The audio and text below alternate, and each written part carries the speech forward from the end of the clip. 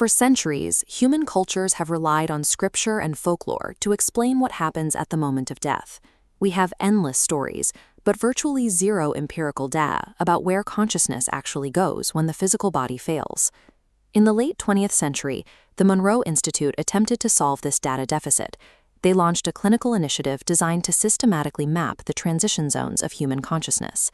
Instead of relying on mysticism, the researchers treated the afterlife as a geographical territory. They sent trained participants out of body to survey the terrain, establish coordinates, and record exactly what they observed. Approaching these transition states as measurable, navigable spaces stripped away the religious dogma. It turned the mystery of death into a problem of spatial navigation. The result of this survey was a literal map. This diagram illustrates the concentric structure the Institute developed, categorizing the afterlife into distinct, numbered zones radiating outward from the physical world. The layer closest to Earth is Focus 23. This operates as an immediate holding area. Participants observed that newly deceased individuals who were confused or unwilling to accept their own death often remained stuck here, unable to move onward. Further out is Focus 27. The map defines this zone as a structured staging ground, a reception center where trained explorers and guided spirits can safely interact. And beyond that lies Focus 28. The researchers marked this as the absolute furthest limit of human thought. Once a consciousness crosses this threshold, returning to a physical body becomes essentially impossible. By categorizing these zones, the Institute created a practical framework. The abstract idea of moving on became a structured, geographic process of retrieval. To test this framework, the Institute developed the Lifeline program. Trained participants would intentionally phase into these mapped zones to act as clinical retrievers, locating stuck individuals in Focus 23 and guiding them to the reception center. Communication in these zones rarely relied on spoken words. Instead, explorers used a nonverbal data transfer known as a rote. This diagram shows how a rote functions like a compressed file. It carries highly specific data points from the deceased: a name, an age, a geographic location, and a cause of death. The retrievers were trained to extract these details deliberately.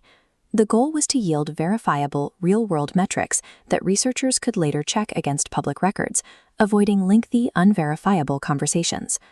During one laboratory session, an explorer phased into a highly specific environment, a dark, wet sea cave along a rocky coastline.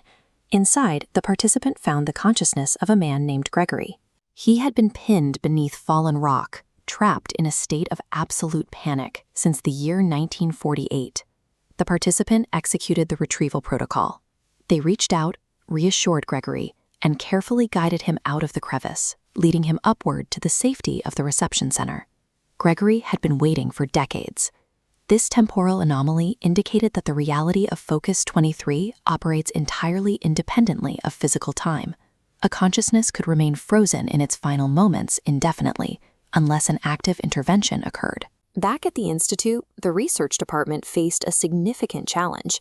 They needed to prove that these detailed encounters were actual events, rather than complex, subjective hallucinations generated by the explorers' brains. In one session, a participant retrieved a middle-aged professional woman. Through a rote transfer, the woman provided precise details. She had died of cardiac arrest during bypass surgery at a hospital in Scottsdale, Arizona. Researchers took those specific data points and compared them against real-world documentation. They successfully matched the out-of-body transmission directly to physical hospital records in Arizona. This process yielded similar results across multiple sessions. Researchers independently verified the details of a young pianist from Prague, a graphic designer, and dozens of others. Once the team had gathered 20 or 30 of these confirmed cases, Robert Monroe concluded that they had reached a sufficient threshold. There was little purpose in seeking more. By approaching these ethereal encounters as rigid, checkable data points, the Institute generated a body of documented evidence for the transition of consciousness.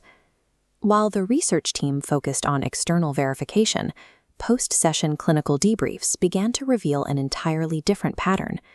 Explorers noticed that the act of retrieving strangers in Focus 23 was inadvertently triggering profound moments of internal integration for themselves.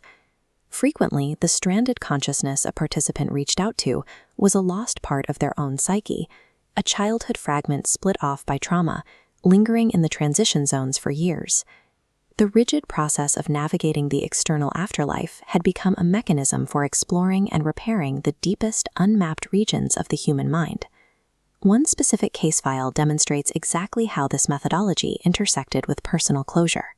A physician participating in his first retrieval attempt phased into Focus 23 and encountered the consciousness of an 11-year-old girl who had recently died from leukemia. As he initiated the retrieval, he realized he knew her. She was a real patient he had cared for as a young medical intern 25 years earlier. Decades prior, overwhelmed with his hospital rounds, he had told the young girl he couldn't talk to her right then.